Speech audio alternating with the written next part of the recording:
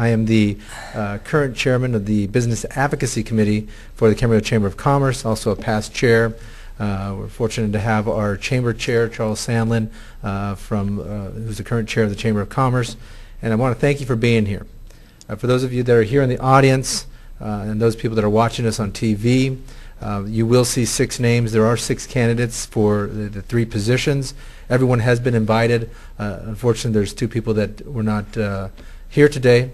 And we will continue with the forum, and I want to thank you for taking the time out of your day and your campaign to be here to express your interest to us.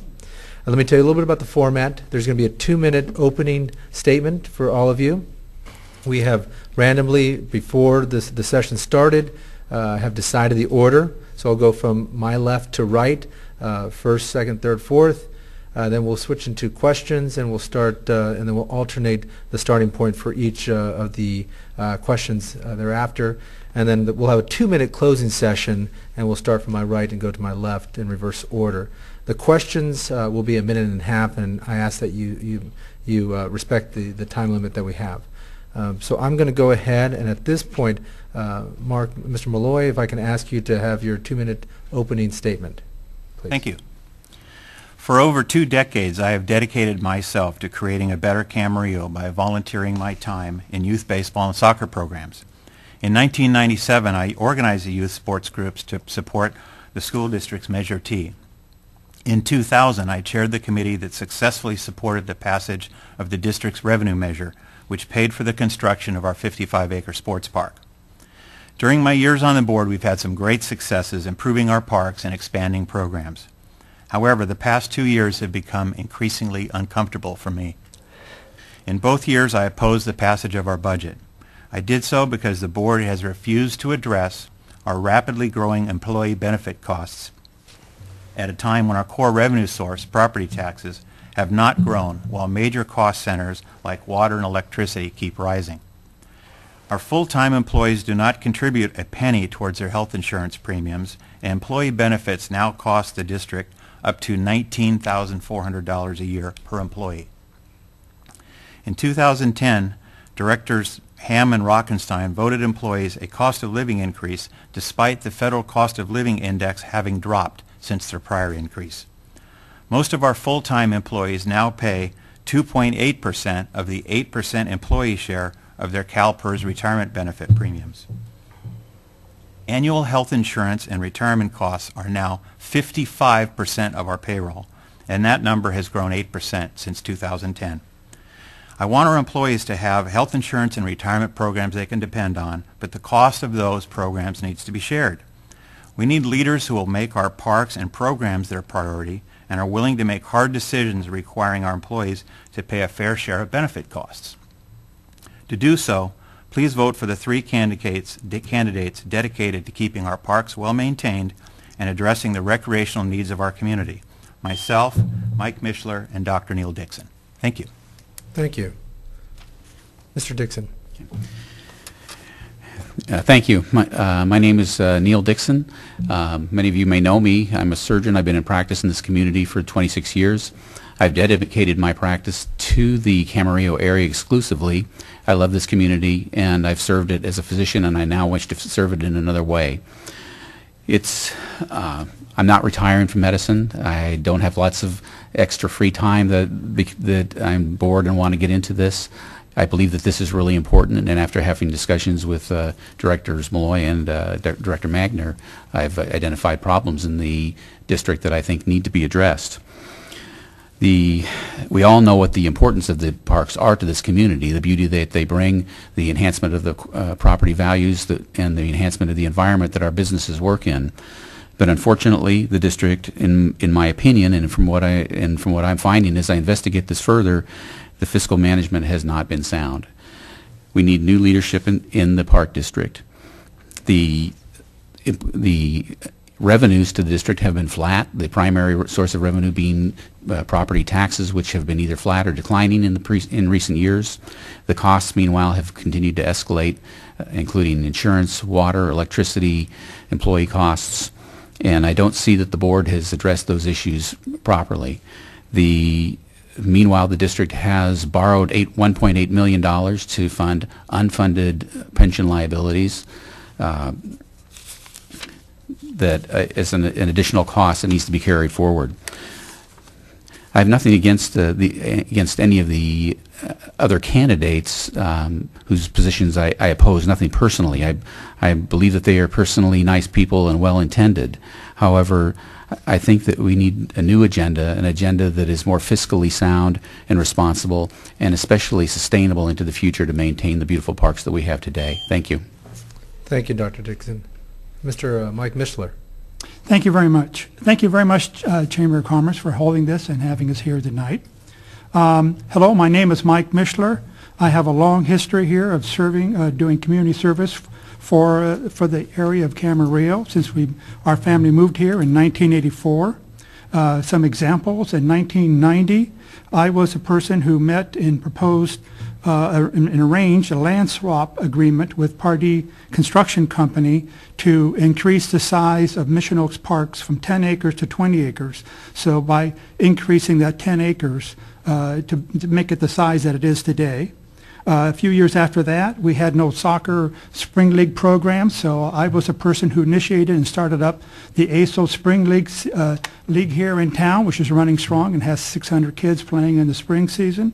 After that, I was, for example, the ASO Region 68 Regional Commissioner here in town from 1997 through 1999, overseeing hundreds of volunteers and 2,100 kids playing soccer games.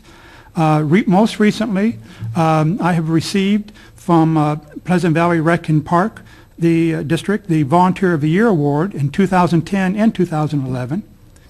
And if you want more information on all that, I have a long list of stuff. You can go to my website, mikeforparks.org, and you can see the whole list out there.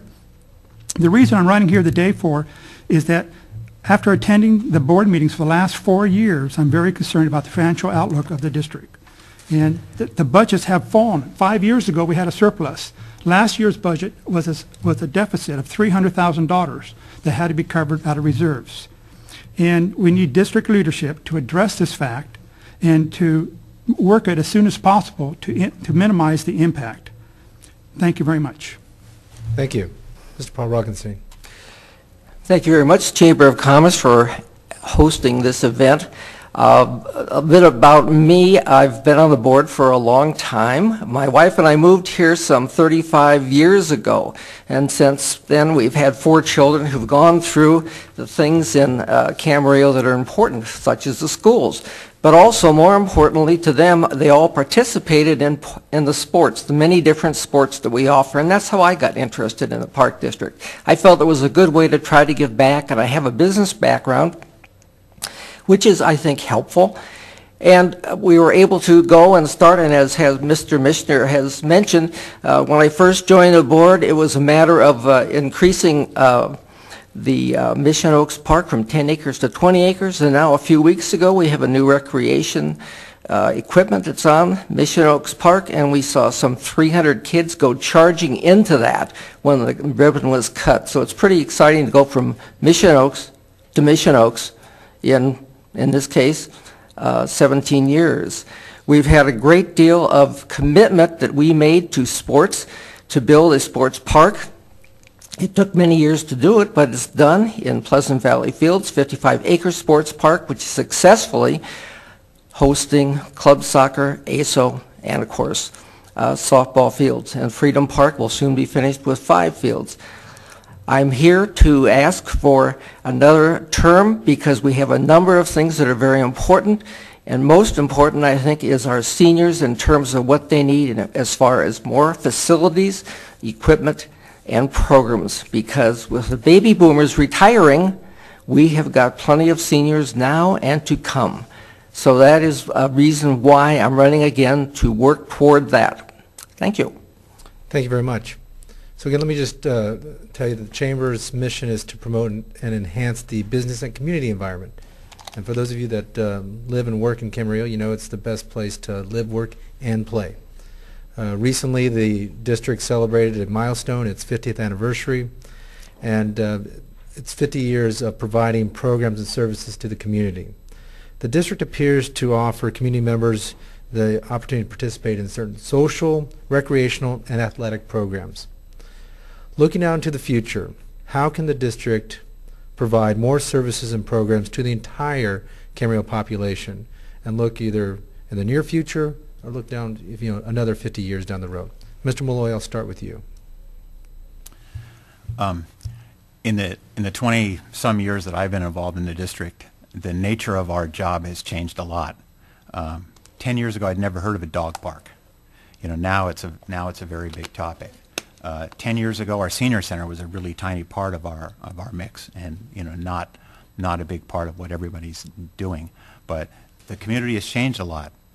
We definitely have a very large senior population. We have 2 huge senior communities, very far from our center. We need to expand the center we have now, and we need another one at the other end of town. But all of these things are very hard to do when you don't have money. And that's our biggest challenge right now, is that we do not have the money to do the big projects that we've been doing. We're very dependent on property taxes, and property values have been flat for the last 5 years. They're flat again this year, and unless something magical happens in the next 90 days to January 1st when the assessed values come out, our next fiscal year is going to be flat too. So the challenge we have right now, in order to protect what we have and even think about doing other things, is to run the district prudently and control our costs. You can't have expenses going on a plane like this and revenues on a plane like this and not have them interfere at some point in time. That's our big challenge, and without addressing that, we have no chance to do any other things this community needs. Thank you. Thank you. Dr. Dixon. Well, I agree with Mr. Rockenstein in that the demographics of this community are changing. We have aging, and we're moving less from a young population and more to an older population, and we need to be very aware of that and very aware of how we need to serve that community. But I hate to sound repetitive, but the fiscal issue is the bottom line here. New senior services. We need to reach out to the seniors and provide better and additional services to them. But the bottom line is, how are we going to pay for that? Without a more fiscal responsibility, we are not going to be able to achieve a lot of the goals that we want to achieve. There's been discussion as to the desire for a new gymnasium for teenage-age kids to play basketball, adults to play basketball. We have adult basketball leagues and very limited facilities. But again, the revenue is a problem. One of the things that I think is really missing from our park district are hiking and bicycle trails. We do, in order to achieve the projects that we want to accomplish, we need to look within the district in ways that we can save money, whether that means asking employees to make a greater sacrifice in terms of paying for some of their own health insurance and pension issues. That is something that needs to be addressed. We do want to draw the best employees we possibly can, but okay. Thank you. Thank you, Dr. Dixon. Mr. Mishler. Yes, thank you. Basically, I think you're going to hear the same answer from everybody. I mean, we all recognize, I think there's every single person up on the board who's running as a candidate are going to say the senior center needs help, the gym needs help. We need open space. We have very little. We need to expand our open space. We need to increase our bike trails and out into the county, down toward the university, as mentioned earlier tonight. All those things are important, but again, it goes back to what we're saying here is that we're running the operating expenses, the day-to-day operating expenses are increasing much faster, at least 4 times as fast over the last 5 years than our incomes. And if we can't get that under control, we're going to be in problem. One of the problems this year, for example, to have a balanced budget this year, a developer's one-time fee of $615,000 has been rolled over to cover operating expenses. That was the only way the district was able to cover its operating expenses this year. That developer's one-time fee should be going toward these things we're talking about, the senior center, bike trails, dog parks, and all that type of stuff. So we need to get control of our operating expenses so we can do those things. I'll also quickly mention that I've taken a California State Parks Recreation Trail class, which helps in designing and maintaining and how you apply for grants. So that's one thing I have that no one else on the park staff or on the board has. So that's another way I can help out with the district. All right, thank you. Mr. Rockenstein.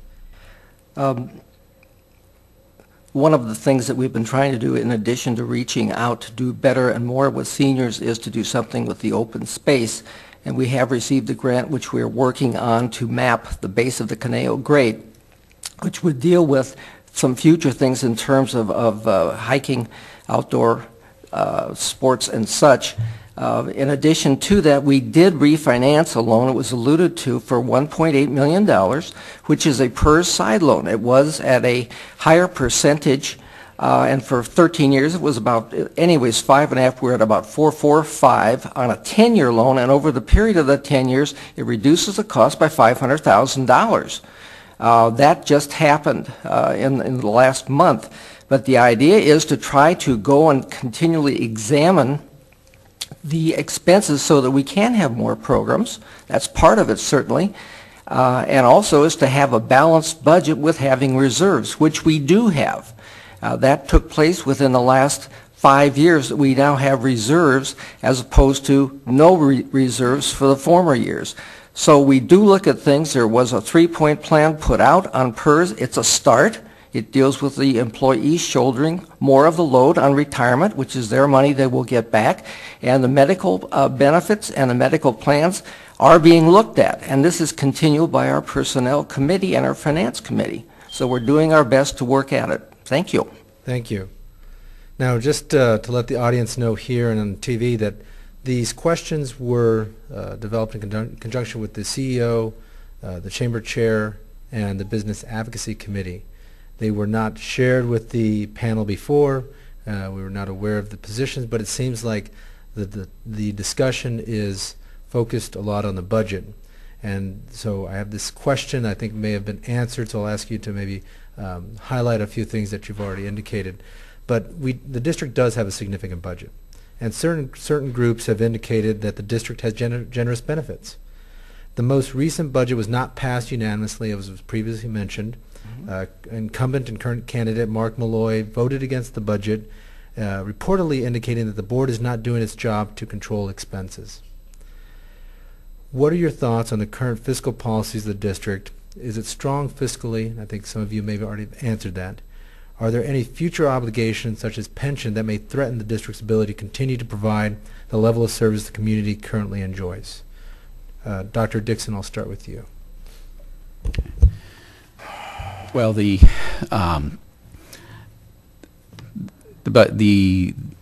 budget is balanced, as Mr. Rockenstein has stated. But as alluded to earlier, the budget is only balanced based on a one-time developer fee this year of $600,000. That is not a fee that we can count on coming year after year. So we can expect that in years to come, unless the budget as is carried forward, where is that additional $600,000 going to come from next year?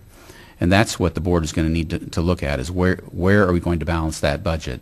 The previous year, the reserve fund was tapped into to balance the budget. Are we going to continue to tap into the reserve fund to balance the budget when we have these projects on the books that we'd like to move forward with, the ones we mentioned earlier, a new senior center, hiking trails, gymnasium? How are those attainable when we can't even maintain the present reserve fund that we have, and we have debts that we're carrying forward that we need to be paid off into the future? So I think that the district today is solvent. There's no one who's going to receive a check and that check bounce.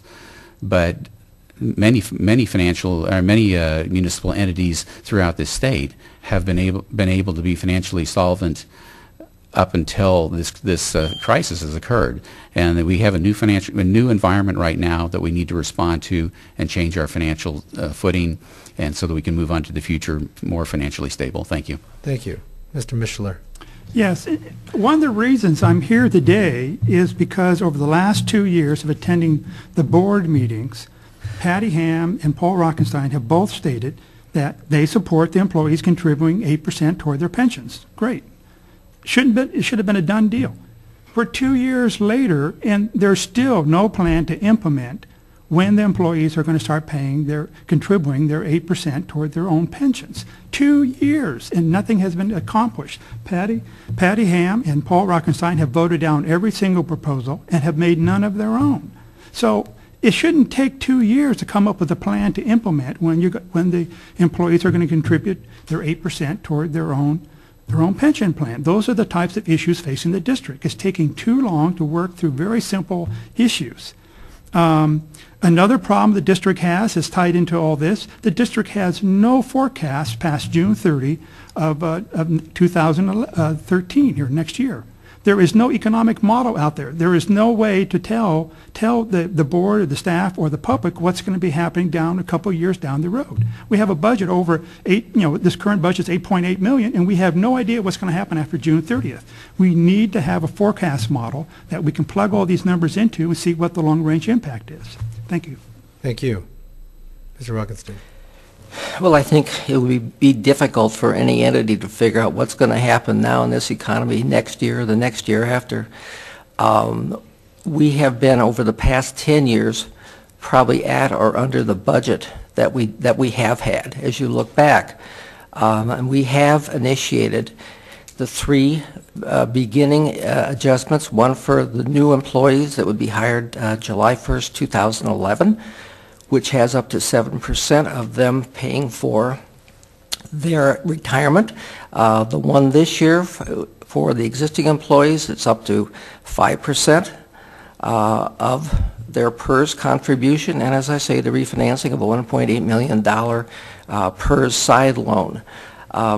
We have been solvent since our beginning in 1962, and I understand it's a chaotic economy, full well, but I think considering what we're dealing with and the kind of reporting we get and the numbers that come out and the spread of the numbers and the budget responsibility that each department head, supervisor, or manager takes has worked, and I think a little faith in that would be forthcoming. We wouldn't vote on something that would be detrimental to this park district. It's too big, tens of thousands of people use it, and it's a beautiful entity we wouldn't want to hurt. And common sense should prevail. Thank you. Thank you. Mr. Malloy. Common sense is not inaction. Inaction just lets the problem get bigger. Our pension costs have skyrocketed since 2003. Our pension costs now are over $800,000 a year. We have 35 full-time employees. Those are big numbers, and the numbers are going to get worse. CalPERS investment forecast is based on an expected return of 7.5%. This year, they did 1%. The economy now is not supporting the sort of investment gains that CalPERS system is based on. And when they don't get the investment gains, guess who has to pay the money? We do, the taxpayers. So it is definitely going to have a big impact on us. And the only thing that we can do, because there's quite a bit of rules involved in how these pension costs are controlled, but the only thing we can do is ask the employees to pay their share. Now, Sacramento just passed a new law that's going to change things dramatically for the new employees and cause our future liability to be much lower. But we have to make a decision now. We have to ask our employees to start sharing in those costs because the numbers are getting really large, and we have no money to pay for them, and we have no expectation that we'll have more money to pay for them.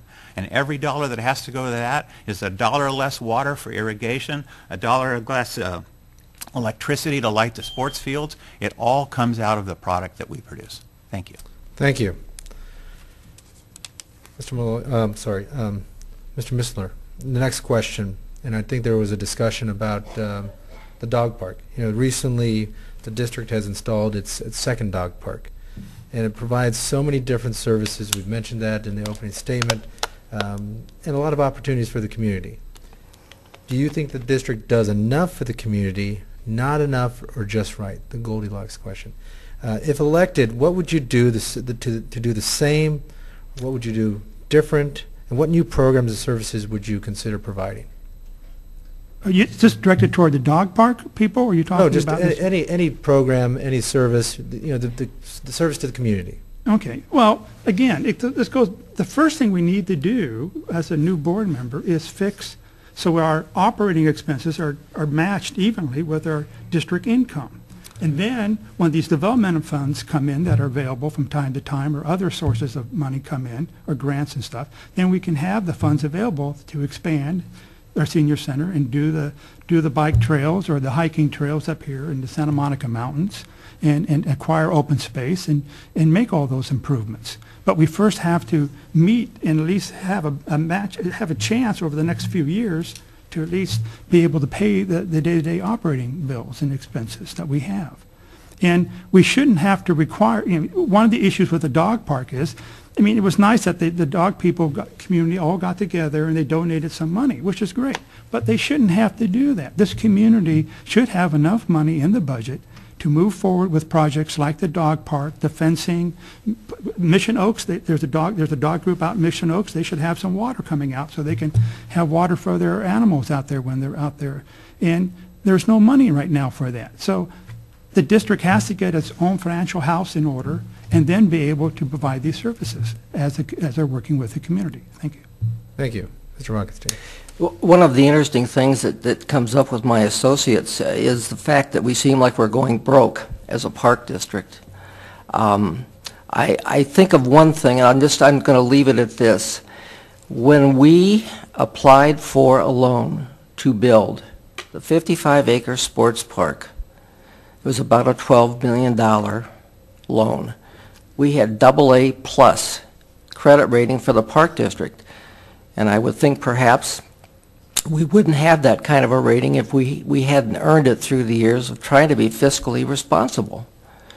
The same being true when we went and applied recently for a loan to finance the side loan, $1.8 million. Again, it was a AA+, and we had no problem getting that. Now, maybe you don't like to get into debt. I personally don't, okay? And we do have those two debts. But bear in mind, on that second debt, the one with the side loan, well, we had a debt with PERS at a % more rate of interest than what we got. And the idea was to cut down the amount so we would have some reduction in our expenses. And I agree with the gentleman. We could be doing a better job, but our employees also do a very good job for us. And I'm not saying they shouldn't be examined and the benefits examined. It's only prudent with higher cost. But I do share that one item with you on credit rating. It's been solid. Thank you. Mr. Malloy. Well, I really like this question because I hate talking about all the bad stuff all the time, and new programs and services is the exciting part of being in this job. And we're very lucky we got a great staff who's constantly bringing us new ideas and programs. And one of the things that they've been working on is to partner with the city to use the Lowell Library to become a teen center. You know, this community really needs a teen center. Teens are really hard to program for because unlike seniors that do a lot, you have a lot of volunteers that come in and help you with the programs. With teens, you need a lot of supervision, so it's expensive. And the potential to partner with the city and the Boys and Girls Club in turning the library into a teen center would be a fantastic upside for this community because we've got our skate park right next there, the ball fields, the pool. It's really a great opportunity for us, and I hope that's one of the things that we can do. But I also see Jane sitting out there and knowing how busy her little senior center is and how packed at the gills it is. We really need to respect that need. We really need to get on that and make that a priority. When we just redid our baseball complex out at Freedom Field, we only built half the fields that are designed for. We didn't have enough money to finish that project as completely as we'd like to, but we have a lot of other things that we need to do, and there's a lot of juggling that goes on along the way on doing them. But I think we can do them as long as we get our costs under control in the future years. Thank you. Thank you. Dr. Dixon. I appreciate the Mr. Rockenstein's pointing out the good credit rating of the Park District and our ability to borrow money, but I don't think that at this point going out and looking to borrow additional money for programs is really very ideal. Right now, the district owes approximately $14 million by most recent estimate, and calculated out over the next 30 years, that looks to me like it's around a little over $30 to $33 million to pay those loans off. So again, as everybody keeps saying, we do need to have our fiscal house in order. That being said, there are a lot of things that I think that this city could use for recreational facilities. One of the things that I think is most glaringly absent is open space, hiking trails, bike trails. I think that that's been a missed opportunity. I've lived in this community for 26 years, and one of the things that is a little bit of a disappointment in the development is that we did not really plan within the city green belts, bike trails, open spaces in the way that that would allow a 12-year-old to ride their bicycle across town safely without having to ride through dangerous traffic. I think there are ways to rectify that if we cooperate with other governmental agencies. The city, there is land that can be used, and in cooperation we may be able to minimize our costs in opening up some of those new projects. Thank you. All right, thank you. So I'm going to switch gears a little bit. Recently I've heard criticism from the community that in the past there's been an inability for certain individuals, groups, or organizations to use either the Pleasant Valley Fields for personal use when an event is not occurring, or for private use for organizations that are not specifically tied to AYSO or Eagles. The district is in the process of rebuilding Constitution Park to provide several baseball fields. With almost 60 acres of space between the two areas, should not community members be able to enjoy those facilities outside of the organized sports currently sanctioned to play on these fields? One question. And are certain groups receiving more favorable opportunities to enjoy these facilities? And so I'm going to ask Mr. Roggenstein to start this question. I think the question has been asked before about the Pleasant Valley Fields, and it was, as you know, the acreage was given to the Park District ultimately for competitive sports, AYSO, Eagle soccer, and pony softball. And that was the conditions upon which the land was passed. To that extent, the past 2 years since it has been opened, it is indeed gone according to the charter.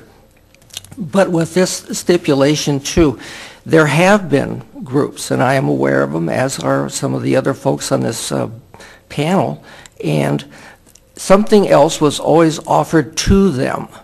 In other words, there was an adult group who wanted to play soccer, and they were very vocal about it, which is their right, and two other sites were offered to them for their needs and in order to try to help them have something as opposed to nothing.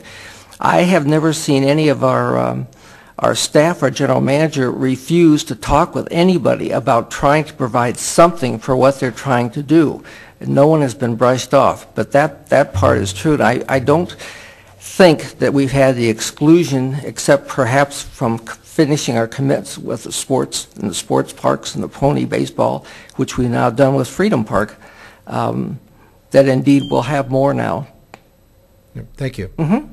Mr. Malloy, same question. Yeah. Well, first of all, I want to make it clear that anyone can show up at PV Fields and run their dog around and throw a frisbee and play in the park.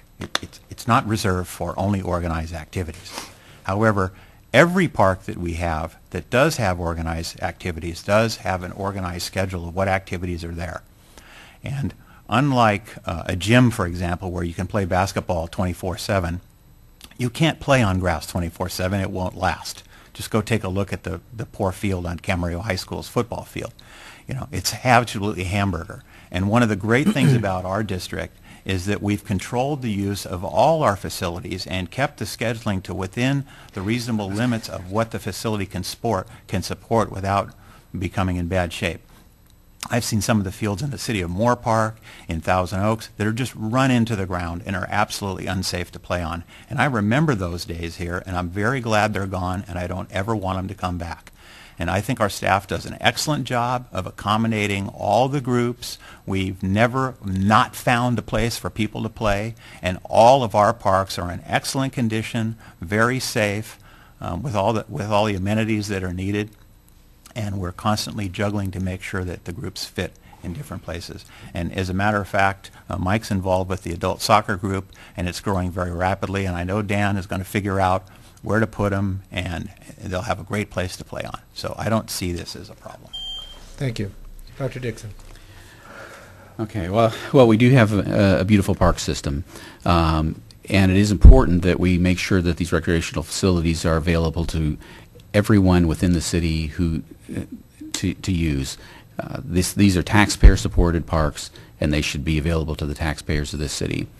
I do know that there are some issues with the sports park, out at Village at the Park, that neighbors within that community are disappointed, I guess I would say the word, is that they have some limited access to that park. And I have gone out and taken a look at that park, and I will say that the facilities there for activities outside of soccer and that type of thing are very limited. There's one very small play area that's not in a very accessible area to the community. And I think that is something that does need to be looked at. I may draw some ire from some of the real soccer supporters here, but that is a park that is paid for by the community and should be available to the community members there. And there's a lot of land there, and I think we can carve out some part of that should be useful to the people who live immediately within that community, because they really don't have a lot of other parks, public parks in that community available to them, especially for play areas for small children. I do agree that we do have to be careful in preserving these parks. They are a huge investment, and we can't just let people run rampant on them, but we do need to look closely at who is using those parks and whether some groups are getting special preferential treatment. That is something I think that needs to be looked at closely. Thank you. Mr. Mishler. Yes, thank you. Like Mark said, I mean, the park is open for everybody to go out there and use when it's not being used or being reserved or worked on for the field maintenance and stuff like that. We also have the adult softball program out there, and we also have a women's fast pitch program out there right now using it. The key issue on the soccer fields is the grass, just like Mark Malloy has mentioned. And Lanny Benny, a supervisor at Rex and Parks, does an excellent job. He's out there every week working with the soccer groups to make sure that make sure that everything's under control. And one of the big issues is practice even. You can go by there sometimes, you say, well, gee, no one's using the park. Well, that's because certain areas have been mapped off and reserved for the grass to grow back during those days or that week. And then so they rotate the practice fields all around.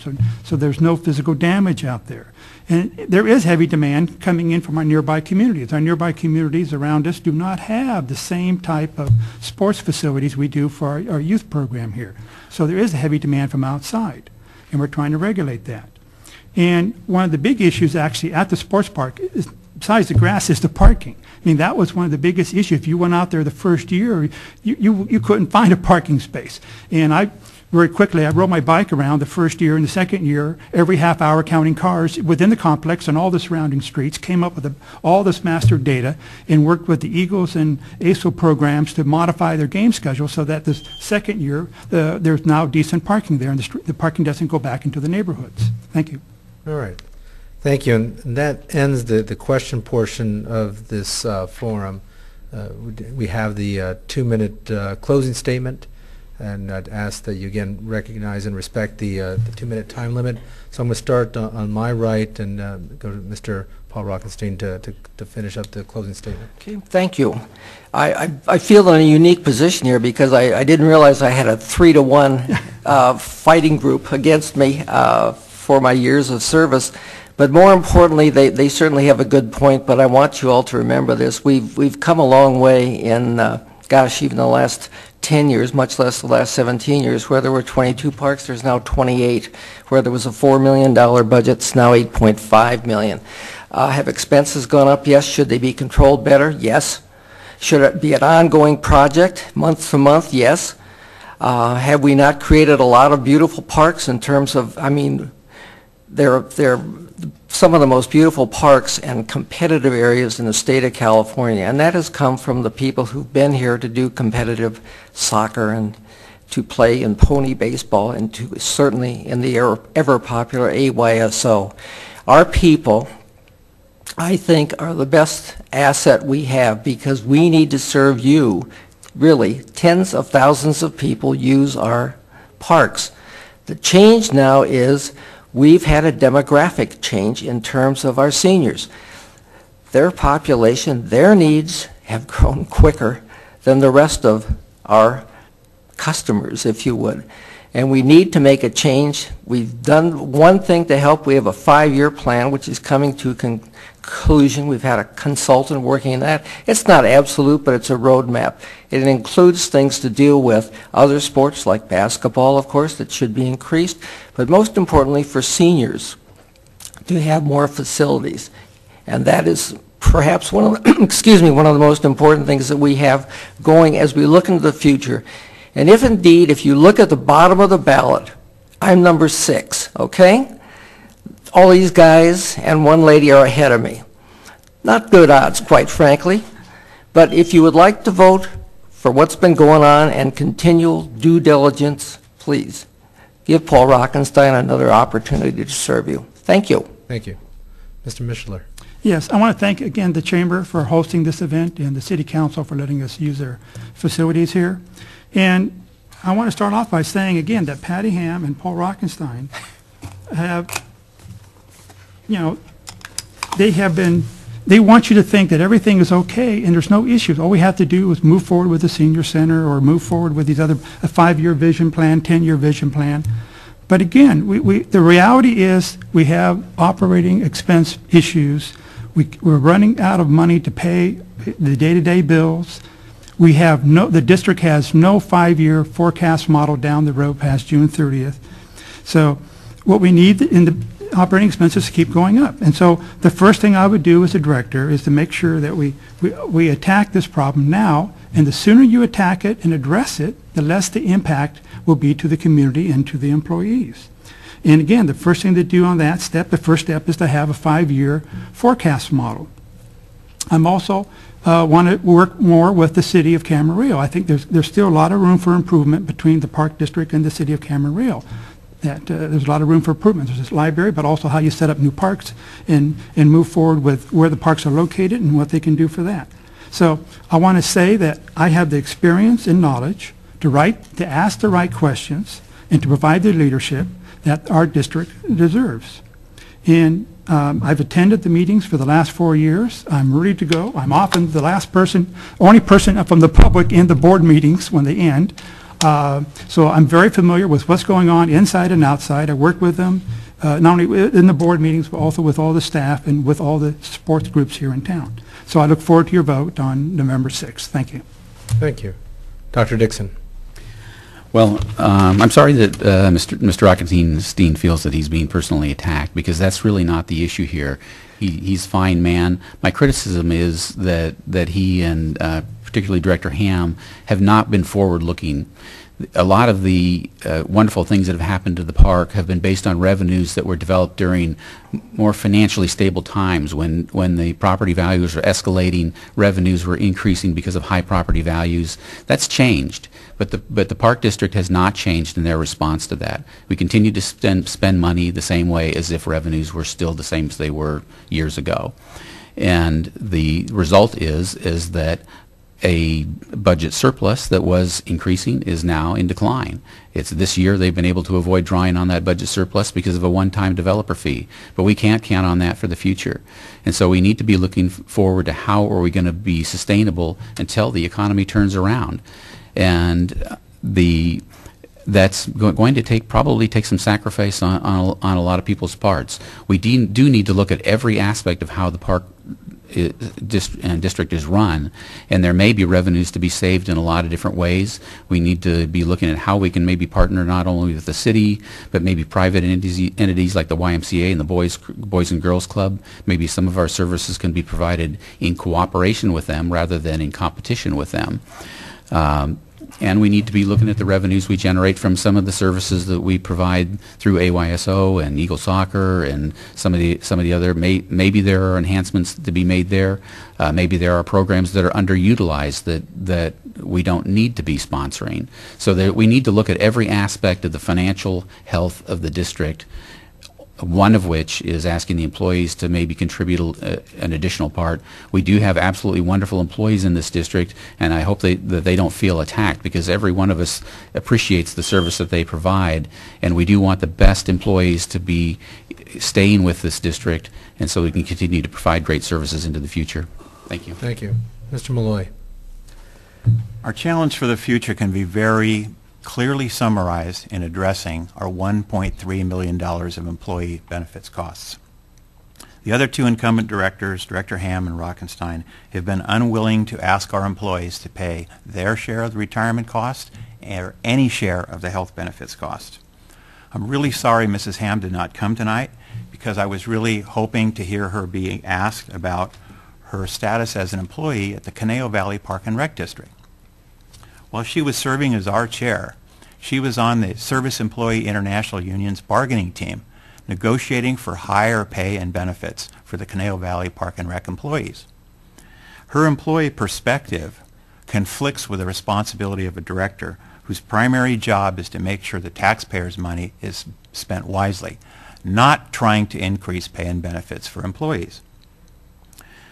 They claim that all is well, our budget is balanced, our credit is good, but the fact is we dipped into our reserves last year to finish the year.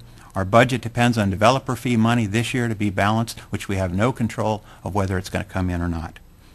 Unless we see a dramatic change in property values in the next few months, which is not likely, we're going to have another year and a half of very lean revenues. The longer we wait to address the benefit costs, the more painful the cure is going to be. It's going to be painful for the employees. It's going to be painful for the community.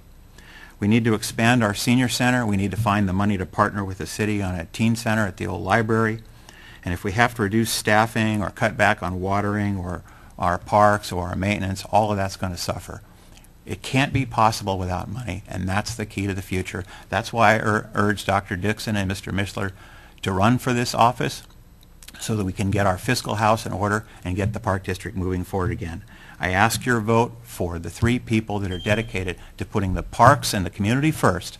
That's Mike Mishler, Dr. Neil Dixon, and myself, Mark Malloy. Thank you. All right, thank you.